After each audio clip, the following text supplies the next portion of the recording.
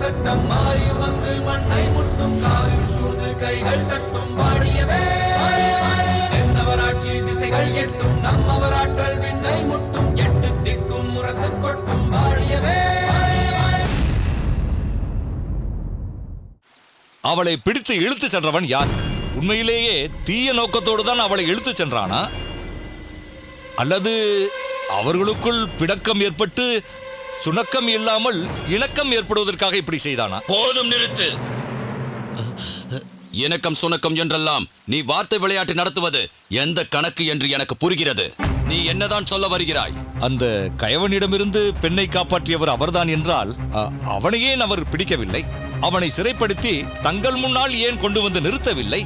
மாரவேல், நீ என்ன நினைத்துக் கொண்டு இப்படி எல்லாம் பேசிக் கொண்டிருக்கிறாய்? நான் உன்னை கேள்வி கேட்டால் நீ என்னிடம் கேள்வி கேட்டுக் கொண்டிருக்கிறாயா? எப்படியாவது பிரச்சனையை திசை திருப்பி குணாளன் மீது பழி போட வேண்டும் என்று பார்க்கிறாயா? சேர நாட்டின் மானத்தை காப்பாற்றியவரை பற்றி தவறாக பேசுகிறாயா? மன்னவா, நம் தளபதியாரின் அதிகாரங்கள் சிலவற்றை தாங்கள் குறைத்து விட்டீர்கள். அத்தோடு குணாளர் வந்தவுடனே இவர்களுக்கெல்லாம் மேலான பதவியை, இவருக்கே ஆலோசனை சொல்லும் பதவியை தந்து விட்டீர்கள். அதனால் மிகவும் எரிச்சல் அடைந்திருக்கிறார். குணாளரைத்தானே மன்னர் நம்புகிறார். இனி எல்லாவற்றையும் அவரே பார்த்துக் கொள்ளட்டும், நமக்கென என்று நினைக்கிறார். அப்படியா மாறவே? இல்லை. ஆமாம். இல்லையா? ஆமா. ஆமாம் மன்னவா. அப்படியானால் ஒன்று செய்கிறாயா? தாங்கள் என்ன சொன்னாலும் செய்வதற்கு காத்துக் கொண்டிருக்கின்றேன் மன்னவா. இதிலிருந்து மாறமாட்டாயே? தங்கள் பேச்சுக்கு நான் மாறாக நடப்பேனா? அப்படியானால் தளபதி பதவியை விட்டுவிட்டு நீ விலகிவிடு. அதனால் உன் வாழ்க்கை பாதிக்காதபடி வேறு ஏதாவது ஒரு பிரிவில் உனக்கு எந்த பொறுப்பும் இல்லாத பதவியில் அமர்த்துகிறேன் மன்னவா.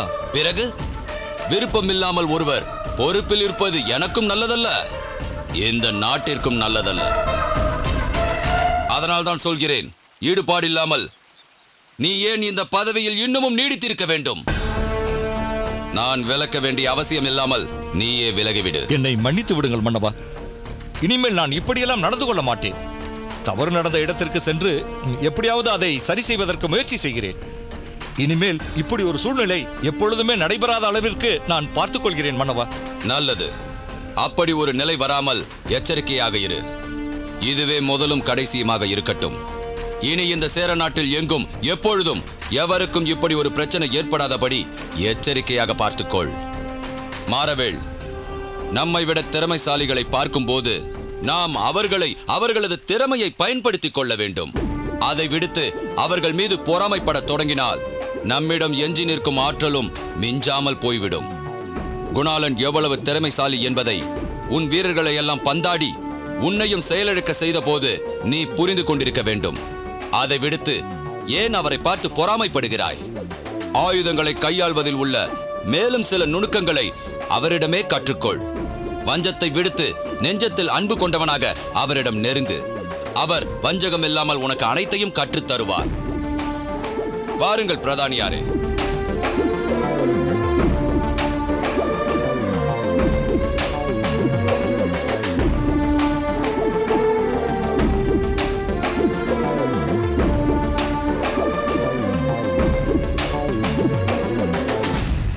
பார்த்தீர்களா அமைச்சரே, அந்த குணாளன் ஆயுத பயிற்சி நடக்கும் இடத்திற்கு வந்தபோது நடந்ததை, அங்கு நடந்தவைகளை எல்லாம் இந்த பிரதானியார் அப்படியே மன்னரிடம் சொல்லி இருக்கிறார். அதனால்தான் மன்னர் இப்படியெல்லாம் பேசுகிறார். அந்த குணாளன் அன்று உண்மையாகவே உன்னை வென்று விட்டானா? ஏன் இப்படி கேட்கிறீர்கள்? அந்த கிழவனால் என்ன செய்ய முடியும்? ஏதோ முதியவராயிற்றே, தான் வென்றதாக சந்தோஷப்பட்டுக் கொள்ளட்டுமே என்பதற்காக நான் இப்படி விட்டுக் கொடுத்தேன். அப்படித்தான் இருக்க வேண்டும் என்று நானும் நினைத்தேன். ஆனால் இந்த நிலை இப்படியே நீடித்தால் உனக்கு மட்டுமல்ல, உனக்கு ஆதரவாக இருக்கிறேன் என்பதால் எனக்கும் ஆபத்து.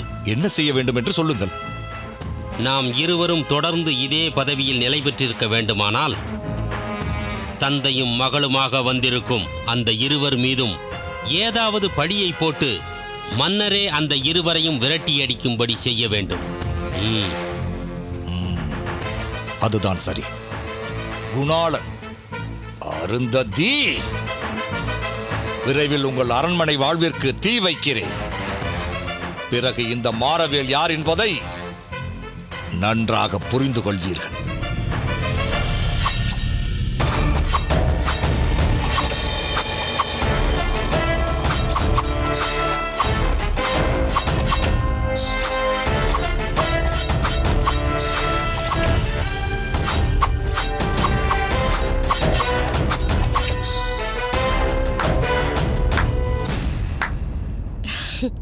பலே,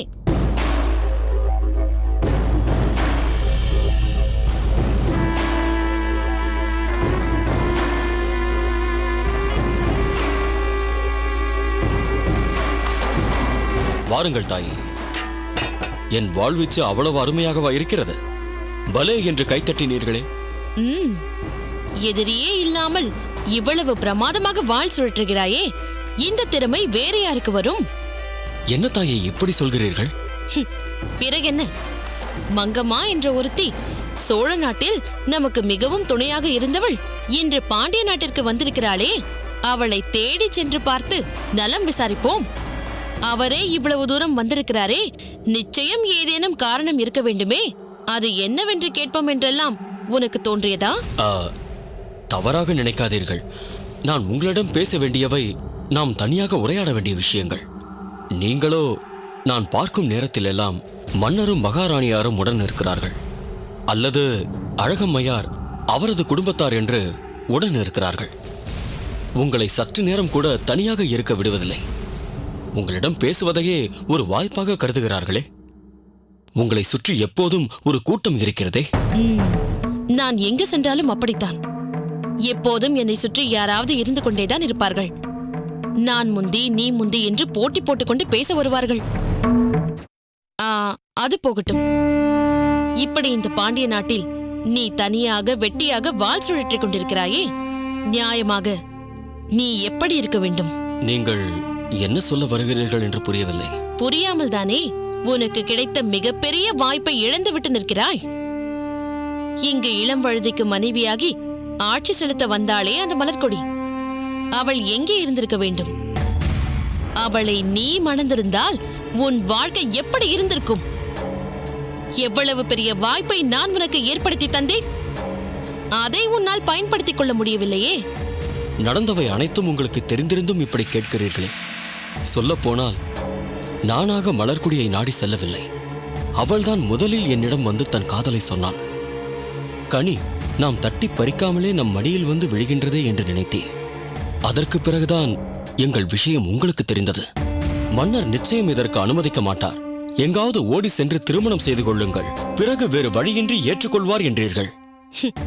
அதன்படி நடந்திருந்தால் நான் பிறகு உங்கள் இருவரையும் வரவழைத்து மன்னரிடம் சமாதானமாக பேசி உங்களை ஏற்கும்படி செய்திருப்பேன். அதன்பின் நீ ஒரு நாட்டின் மன்னனாக மாறியிருப்பாய். ஆனால் அதை நீ கோட்டை விட்டு விட்டாயே. கோட்டை வாசலை கடந்து நானும் மலர்கொடியும் புறப்பட்டுக் கொண்டிருந்த நேரத்தில் கிள்ளிவளவன் எங்களை பார்த்து விட்டான். அந்த நேரத்தில் எப்படியோ அவனிடம் சமாளித்து விட்டேன். அதுவரை என்னிடம் நட்பாக இருந்த கிள்ளிவளவன் அதற்கு பிறகு எனது கடும் பகைவனாக மாறிவிட்டான். அப்படியும் நான் ஏன் தாக்குப்பிடித்துக் கொண்டு அங்கேயே இருந்தேன். மலர்கொடியின் நிச்சயதார்த்தத்திற்கு முதல் நாள் எப்படியாவது அவளை அனுப்பி வைப்பதாக தாங்கள் கூறியதால் தானே நான் அங்கிருந்தேன். அதை உங்களால் செய்ய முடிந்ததா? அன்று நீங்களும் அவளை கோட்டை விட்டு விட்டீர்களே. இப்படி நாம் இருவரும் ஒருவரை ஒருவர் குற்றம் சொல்லிக் கொண்டிருந்தால் ஒரு காரியமும் நடக்காது. இளம் வழுதியை மணந்து கொண்டு இங்கு வந்திருக்கும் அவளுக்கு பாடம் புகட்டும்படி ஏதாவது செய்தாயா இல்லையா? விடுவேனா? எங்கெல்லாம் எப்படியெல்லாம் சென்று அவளை களங்கடிக்க வைக்க முடியுமோ அவ்வளவும் செய்தேன். ஆனால் அந்த முத்துநகை வந்த பின்புதான் என்னால் ஒன்றும் செய்ய முடியவில்லை. ஏன்? மலர்கொடிக்கு நான் தந்த பிரச்சனைகளை அறிந்து கொண்டு என்னை எதுவும் செய்ய முடியாதபடி அடக்கிவிட்டாள். அவள் எப்போதும் எல்லோருக்கும் பிரச்சனையை ஏற்படுத்துபவள்தான். அவள் சென்ற பிறகு அந்த தடை நீங்கிவிட்டதல்லவா? அதற்கிடையில்தான் இப்பொழுது அந்த இளம் வழுதியை சேர நாட்டிற்கு சென்று அகப்பட்டுக் கொண்டாரே. அதற்காக நீ வருந்துகிறாயா? அது உனக்கு அவசியம்தானா? இது அந்த இளம் வழுதியையும் மலர்கொடியையும் பழி வாங்குவதற்கு கிடைத்த அருமையான வாய்ப்பு. உன் காதல் வாழ்வுக்கு இடையூறாக வந்தவன் இப்போது சிறைப்பட்டு கிடக்கிறான் என்று நீ சந்தோஷப்படு. சந்தோஷப்படுவது மட்டுமல்ல, குளவி புழுவை கொட்டி கொட்டி துடிக்கச் செய்வது போல் மலர் கொடியையும் துடிக்கச் செய்தேன். அதை தாங்கிக் கொள்ள முடியாமல் தான் அவள் சோழ நாட்டிற்கு சென்று அங்கேயே தங்கியிருக்கிறாள். இளம்வழுதி சேர நாட்டிலும் மலர்கொடி சோழ நாட்டிலும் கிடந்து தவிக்கட்டும். அந்த நிலை அப்படியே நீடிக்க வேண்டும் என்றால் இங்கு ஒரு முக்கியமான காரியத்தை நீ செய்து முடிக்க வேண்டும். என்ன செய்ய வேண்டும்? நான் பாண்டிய நாட்டிற்குள் வரும்போதே ஆங்காங்கே தேர்ப்படை, யானைப்படை, குதிரைப்படை என்று திரண்டு நிற்பதை நான் பார்த்தேன். அதை பார்க்கும் எவருக்கும் ஒரு படையெடுப்புக்கான முயற்சி நடந்து கொண்டிருக்கிறது என்பது புரியும். அதிலும் சோழ மன்னர் கரிகாலர் நடத்திய பல படையெடுப்புகளை உடனிருந்து பார்த்தவராயிற்றே தாங்கள். இமயம் வரை சென்று வடதிசை சேர்ந்தவர் பலரை வென்றவராயிற்று அவர். அவரை பற்றிய பெருமை இப்போது எதற்கு? நாம் நமது பிரச்சனைகளை பற்றி பேசுவோம். ஆமாம் ஆமாம், நாம் அதே பேசுவோம். சோழ மன்னரின் பெருமையை பேசுவது தங்களுக்கு பிடிக்காது என்பதை நான் மறந்துவிட்டு பேசிவிட்டேன். இப்போது தாங்கள் என்ன சொல்ல வந்தீர்கள்? அதை சொல்லுங்கள். வழி எங்கிலும் 4 வகை படைகளை பார்த்த நான் அரண்மனையை நெருங்குவதற்கு முன்பே பாண்டிய மன்னர் சேர நாட்டின் மீது படையெடுக்கத்தான் இதையெல்லாம் செய்து கொண்டிருக்கிறார் என்று எனக்கு தெரிந்துவிட்டது. அவற்றை பார்த்த போதே அதற்காகத்தான் இருக்க வேண்டும் என்று நினைத்தது சரியாக போய்விட்டது. ஆனால் ஆகாவிட்டால் என்பதெல்லாம் வேண்டாம். நீ உடனடியாக நான் சொல்லும் காரியத்தை நிறைவேற்று. என்னவென்று சொல்லுங்கள். இந்த போரை தடுத்து நிறுத்த வேண்டும். அதை பற்றித்தான் சொல்ல வந்தேன் தாயே. படையெடுப்பு நின்று விட்டது. போர் நடக்கப் போவதில்லை. பிறகேன் படைகள் ஆங்காங்கே நிற்கின்றன? அவர்களுக்கு செய்தி தெரிவிக்கப்படவில்லை. சம்பந்தப்பட்ட படை தலைவர்களுக்கு மட்டும்தான் இது தெரியும். போர் ஏன் நிறுத்தப்பட்டது? காரணம் தெரியவில்லை. பாண்டிய மன்னர் தான் அனைவரையும் கூட்டி போர் அறிவிப்பு செய்தார். பிரதம சேனாதிபதியான என் தந்தையாருக்கு கீழே 3 படை தலைவர்களாக என்னையும் செடியனையும் மகேந்திரனையும் நியமித்தார். அதில் என்னை எந்த படைக்கு தலைவனாக நியமித்தார் தெரியுமா? நான் தனியே வாள் சோற்றியதைக் கண்டு கேலி செய்தீர்களே, பாண்டிய மன்னர் என்னை யானைப்படை தலைவனாக நியமித்தார். நான் அந்த யானைகளுக்கு எப்படியெல்லாம் பயிற்சி அளித்தேன் என்பதை நீங்கள் அறிவீர்களா? மத்தகத்தால் எதிரிகளை முட்டி தள்ளுவதற்கும், காலால் விதித்துக் கொள்வதற்கும், தும்பிக்கையால் தூக்கி எறிவதற்கும், தந்தங்களால் எதிரிகளின் மார்பில் குத்தி கிழிப்பதற்கும். போதும் மணிமாறா, இந்த பெருமைகளை எல்லாம் இப்போது கேட்கும் மனநிலையில் நான் இல்லை. எல்லா படைகளிலும் யானைப்படை நீ சொல்வதைத்தான் செய்யும். போர் ஏன் நின்றது அதை முதலில் சொல். என்ன காரணம் என்று தெரியவில்லை தாயே. போருக்கான நாள் குறித்து புறப்பட தயாராகிக் கொண்டிருந்த நிலையில் மன்னர் திடீரென்று வந்தார்.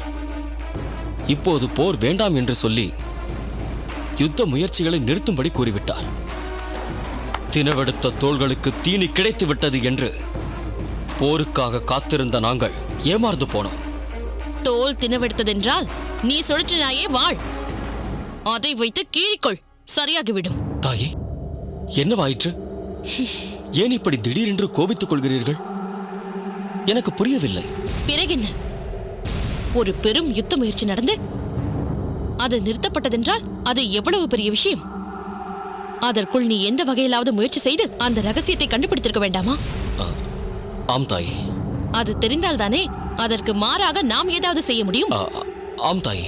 நமக்கு இடையூறாக உள்ளவர்களை பழி வாங்குவதற்கு அதன் மூலம் ஏதேனும் வழி கிடைக்கும் அல்லவா? ஆம் தாயே.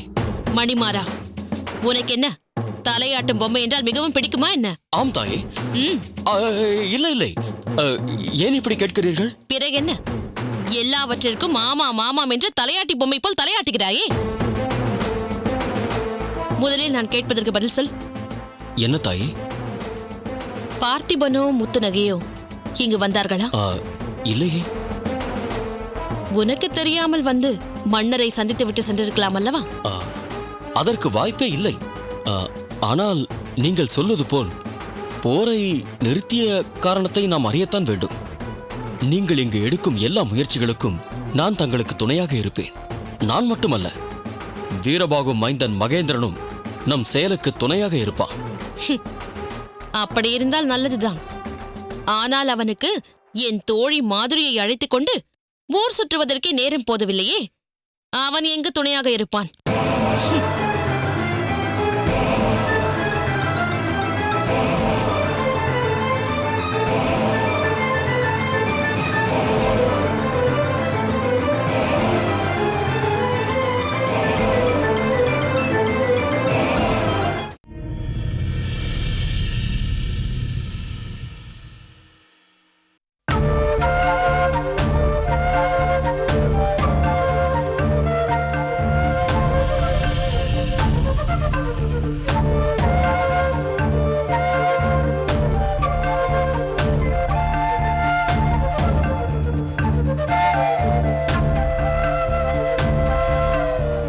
காவலர்களே, நான் இளவரசருடன் தனியே பேச வேண்டும்.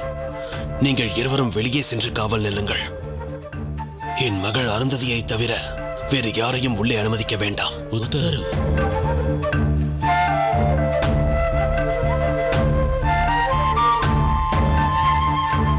வணங்குகிறேன் இளவரசே. தாங்கள் ஆழ்ந்து எழுதி கொண்டிருக்கும் போது நான் இடையில் வந்துவிட்டேனோ? அப்படியெல்லாம் ஒன்றுமில்லை. கவிஞனுக்கு துணையே ஏடும் எழுத்தாணியும் தான். அதையே என்னிடமிருந்து பறித்து வைத்திருந்தார்கள். தாங்கள் பொறுப்பேற்ற பின் அதை பெற்று தந்து விட்டீர்கள். அமருங்கள். இளவரசரே, ஒரு நற்செய்தியை தங்களுக்கு தெரியப்படுத்த நான் வந்திருக்கிறேன். சொல்லுங்கள் பார்த்திபா. இத்தனை நாட்களாக சேர நாட்டின் காவலில் வைக்கப்பட்டிருந்த தங்களுக்கு இங்கிருந்து விடுதலையாகும் நேரம் வந்துவிட்டது. தங்களை இங்கிருந்து விடுவித்து சோழ நாட்டிற்கு அழைத்து போவதற்கான சூழ்நிலை தற்போது உருவாகிக் கொண்டிருக்கிறது. தாங்கள் இங்கிருந்து தப்பித்து போவதற்கான அனைத்து ஏற்பாடுகளும் எடுக்கப்பட்டுவிட்டன. நாங்கள் வெகு விரைவில் தங்களை இங்கிருந்து தப்பிக்க வைத்து சோழ நாட்டிற்கு அழைத்துச் சென்று விடுவோம். நீங்கள் எப்படி தப்பிக்கப் போகிறீர்கள், எந்த நாளில் தப்பிக்கப் போகிறீர்கள் என்பதையும், நீங்கள் தப்பிச் செல்வதற்கு யாரெல்லாம் உங்களுக்கு உதவப் போகிறார்கள் என்பதையும், அவர்கள் அதை எப்படி செயல்படுத்தப் போகிறார்கள் என்பதையும் விரைவில் நான் உங்களுக்கு தெரியப்படுத்துகிறேன். தாங்கள் எங்கள் திட்டங்களுக்கு ஒத்துழைப்பு தர வேண்டும். இளவரசரே, தங்கள் ஒத்துழைப்பை வேண்டியதற்கு பதில் ஒன்றும் கூறாமல் இப்படி நீங்கள் அமைதியாக இருப்பதை நான் எப்படி எடுத்துக்கொள்ளட்டும்? என்னை இங்கிருந்து தப்பிக்க வைத்து அழைத்துச் செல்லும் உங்கள் திட்டத்தில் எனக்கு உடன்பாடு இல்லை என்று எடுத்துக்கொள்ளுங்கள். தாங்கள் என்ன சொல்கிறீர்கள்? நானும் முத்து நகையும் சோழ நாட்டிலிருந்து இப்படி ஒரு மாறுவேடத்தில் சேர நாட்டிற்குள் நுழைந்ததே தங்களை இங்கிருந்து விடுவித்து சோழ நாட்டிற்கு அழைத்துச் செல்லத்தானே? இது பற்றி உங்களுக்கு நான் முன்பே கூறியிருக்கிறேனே. தாங்கள் கூறுவது உண்மைதான் தளபதியாரே. ஆனால் விடுவித்து அழைத்துச் செல்வது என்பது வேறு, தப்பிக்க வைத்து அழைத்துச் செல்வது என்பது வேறு இல்லையா? நான் என்னை விடுவிக்க வைத்து அழைத்துச் செல்வதைத்தான் விரும்புகின்றேன். நான் நிரபராதி என்ற சேர மன்னரே என்னை விடுவிக்க வேண்டும். அதற்கு பின்னர் நீங்கள் என்னை அழைத்துச் செல்லலாம். அதைத்தான் நான் விரும்புகின்றேன். நீங்கள் என்னை இங்கிருந்து தப்பிக்க வைத்து அழைத்துச் செல்வதை நான் விரும்பவில்லை. அந்த எண்ணம் எனக்கு இருந்திருந்தால் நான் முன்பே இங்கிருந்து தப்பித்து சென்றிருப்பேன். போர் கலைகளை கற்றுக் கொடுக்கும் போது எதிராளியுடன் எப்படி மோத வேண்டும் என்று மட்டும் கற்றுக் கொடுப்பதில்லை, எதிராளிகளிடமிருந்து எப்படி தப்பிக்க வேண்டும் என்பதையும் கற்றுக் கொடுக்கின்றார்கள் எனது போர் ஆசான்கள். எனக்கும் அதை கற்றுக் கொடுத்திருக்கிறார்கள். நானும் அதை கற்றுக்கொண்டிருக்கிறேன். நானும் எப்படியாவது இங்கிருந்து தப்பிக்க வேண்டும் என்று நினைத்திருந்தால் என் ஆசான்கள் எனக்கு கற்றுத்தந்த அந்த வழிமுறைகளை பயன்படுத்தி என்னால் எளிதாக இங்கிருந்து தப்பித்து சென்றிருக்க முடியும். ஆனால் எனக்கு அவ்வாறு தப்பித்து செல்வதில் உடன்பாடு கிடையாது. இல்லை, நீங்கள் நினைப்பது தவறு.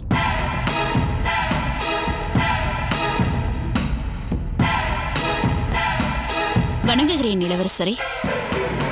இளவரசரே, நீங்கள் நினைப்பது போல் எதுவும் இந்த சேர நாட்டில் நடந்துவிடாது. அடுக்கடுக்கான நியாயங்களை நீங்கள் எடுத்து வைத்து என்னதான் வாதாடினாலும், அதை எப்படித்தான் நீங்கள் எடுத்து சொன்னாலும், உங்கள் வாதங்கள் எதுவும் இந்த சேர மன்னரிடம் எடுபடாது. தான் நினைத்தது நடக்க வேண்டும், கேட்டது கிடைக்க வேண்டும் என்று நினைப்பவர் சேர மன்னர். அவர் எப்படி நியாயமாக நடந்து கொள்வார், நீதிக்கு தலைவணங்குவார்? நீங்கள் எதிர்பார்க்கும் நீதியும் நியாயமும் எந்த காலத்திலும் சேர மன்னரிடமிருந்து உங்களுக்கு கிடைத்து விடாது.